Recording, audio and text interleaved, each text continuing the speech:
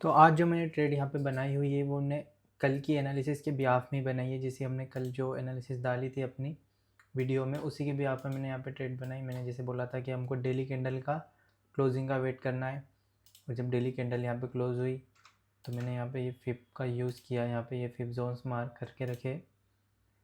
इस फिप जोन में जब यहाँ पे मार्केट आई, आप यहाँ पे देख सकते हो ये वाली कैंडल जब मार्केट आई और इसने एकदम बढ़िया रिजेक्शन यहाँ से लिया और ये वाले हाई को भी ब्रेक कर दिया था। उसी में अगर आप 50 मिनट टाइम फ्रेम पे आओगे तो यहाँ पे आपको स्ट्रक्चर पूरा शिफ्ट होते हुए दिख रहा होगा यहाँ से। बट इसका जो स्टॉप लॉस, कभी मैं कैंडल की क्लोजिंग से ट्रेड लेता तो स्टॉप लॉस बहुत बड़ा बन रहा था, इसलिए हमने वेट किया जब मार्केट यहाँ पे आई, तब जाके हमने अपना ट्रेड को पंच किया, जो कि मैंने टेलीग्राम पे शेयर कर दिया था। एंड इस ट्रेड में अभी तो पता नहीं क्या हो सकता है, क्योंकि अभी तो ट्रेड चल रही है, कल सुबह से चल रही है, अभी रात हो गई, अभी भी ट्रेड चल ही रही है, और हो सकता है यहाँ पे लेट नाइट मूव हमको देखने मिले इसमें। तो गोल्ड जिधर भी फटेगा एक साइड पूरा फटेगा, इतना तो है, क्योंकि बहुत कंसोलिडेट कर रहा है। और यहाँ पे forex.com का जो चार्ट है उसमें अभी 4 आवर की क्लोजिंग नहीं हुई है रात की, जो कि आधे घंटे के आसपास हो जाएगी। बट इसकी क्लोजिंग कैसी होती है ये देखना भी बहुत इंपॉर्टेंट है, क्योंकि ऑलमोस्ट फिफ्थ जोन में यहाँ पे ये पूरा स्ट्रक्चर भी क्रिएट कर रहा है।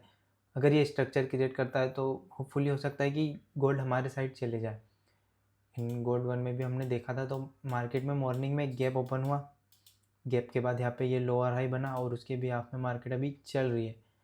भी स्टॉप लॉस भी अगर इसके भी हाफ में होता तो अभी वो भी नहीं आया है, बट टारगेट भी नहीं आया। टारगेट हमारा काफ़ी कुछ बड़ा है, जो कि मैं कब से पे शुरू से ही बोलते आ रहा हूँ कि ये गैप पेंडिंग पड़ा हुआ है, ये गैप को मार्केट फिल करेगा, बट कब करेगा कैसे करेगा ये नहीं पता। तो हम जैसे भी है बाय का ट्रेड अगर लेंगे तो हमारा टारगेट ऑलमोस्ट यही होगा स्विंग सेटअप के हिसाब से।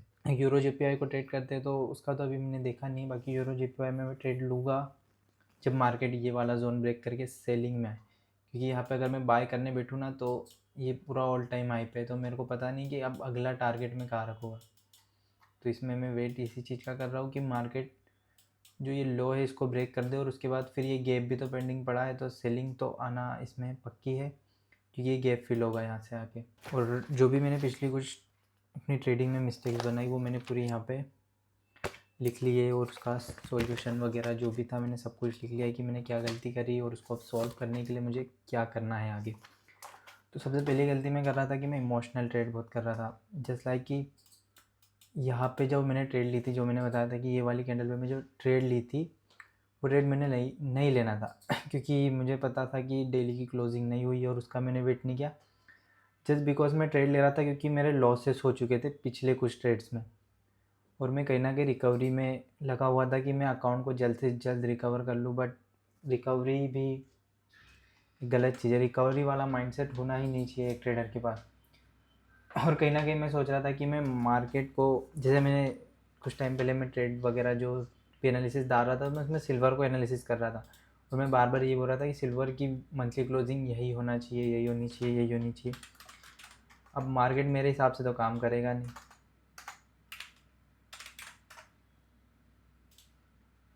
अब मैं बार बार सोच रहा था कि मार्केट इस लाइन के नीचे मंथली की क्लोजिंग हो,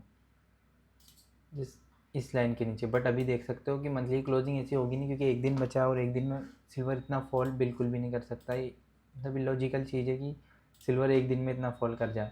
कहीं ना कहीं इसी के चक्कर में मैं फंसा, और मैंने कई जगह पे सेलिंग करी, कहीं पे बाइंग करी, और इस चक्कर में फंसा। फिर उसके बाद मैं जो कर रहा था, जैसे मैंने बताया था कि मेरा $100 लॉस हुआ उस लाइव अकाउंट के अंदर का, तो उसको मैं कहीं ना कहीं रिकवर करने के लिए और बड़े लॉट ओपन करने की कोशिश, जैसे आफ्टर एन सेटअप बना था जो कि हमारा गलत निकला था, और उसमें मतलब रिस्क लेते हैं हम, अच्छा 1-2% ऐसे ही कुछ अच्छे ही रिस्क लेते हैं, तो मैंने 0.02 लॉट ओपन किया था, क्योंकि हमको पता होता है कि वो ट्रेड होती है जो मंथ में एक बार मिलती है और वो बहुत बढ़िया होती है। बट वो कहीं ना कहीं हम नहीं कैच कर पाए, जो कि मैंने पिछली वीडियो में बताया था एनालिसिस करके कि कहाँ हमने मिस्टेक करी है, और उसी लॉस को मैं रिकवर करने के लिए सेम रिस्क बार बार लिए जा रहा था, जो कि कहीं ना कहीं गलत था। मुझे इतना रिस्क बिल्कुल भी नहीं लेना चाहिए था, और वही मैंने इस ये वाला जो ट्रेड ले रहा था इसमें भी मेरे इमोशन हो रहे थे कि यहाँ से मार्केट को मैं और लॉट ओपन करूँ। बट जब ये नीचे आ रही थी ना मॉर्निंग में, तो यहाँ पे मैंने एक लॉट ओपन कर दिया था। बट जब नीचे आ रही थी ना तो मुझको हो रहा था, डर लग रहा था, मुझे फियर हो रहा था। तो मैंने क्या किया, जब ये ऊपर आई तो मैंने इसको क्लोज कर दिया, और बस एक ही पोजीशन वहाँ पे ओपन रहने दी 0.01 की। फिर जब ये ऊपर जाने लगा तो मैंने सोचा कि एक और ओपन करते थे, जिससे हमारा अकाउंट जो है वो जल्दी से जल्दी रिकवर हो, बट फिर मैंने किया नहीं, मैं समझ गया था कि मैं इमोशनल होकर ट्रेडिंग कर रहा हूँ, जो कि इमोशनल ट्रेडिंग हमको बिल्कुल भी नहीं करनी है यहाँ पे। एंड अब जो मैंने प्लान बनाया, मतलब प्लान नहीं, मैंने यही सोच के रखा है कि जो भी ट्रेड करेंगे रूल्स के बिहाफ में करेंगे। जो भी हमारे रूल्स है अगर वो पूरी तरीके से फॉलो हो रहे हैं तभी जाके मैं ट्रेड में एंटर लूँगा, नहीं तो ट्रेड में एंटर नहीं लूँगा। और अकाउंट रिकवर होगा नहीं होगा ये तो मुझे नहीं पता, बट हम उसको चेस नहीं करेंगे कि हमको अब अकाउंट रिकवर करना है या ये वो। बस हमको ट्रेड दिखेगा, हम एक सही रिस्क के साथ ट्रेड में एंटर होंगे, ट्रेड करेंगे, जो भी होगा एसएलटी पे हम एक्सेप्ट करेंगे। बस इतना है कि जैसे मैं डेली अपनी वीडियो में बताते रहता हूँ कि ऐसे लेट हुआ, इसके पीछे मेरी लर्निंग क्या मिली मुझे, तो हर बार मुझको लर्निंग लेना है, बस इस चीज़ पे मैं अभी अभी फोकस कर रहा हूँ। एंड ऐसा कोई टास्क नहीं है, अब बस ट्राई करेंगे कि हम उसको, जो हमारा $100 है वो पूरा हम नेक्स्ट मंथ में कवर करें। मतलब नेक्स्ट मंथ में मैं ये नहीं बोल रहा हूँ कि एक दो ट्रेड में कवर हो जाए, बट पूरे नेक्स्ट मंथ में वो कवर हो।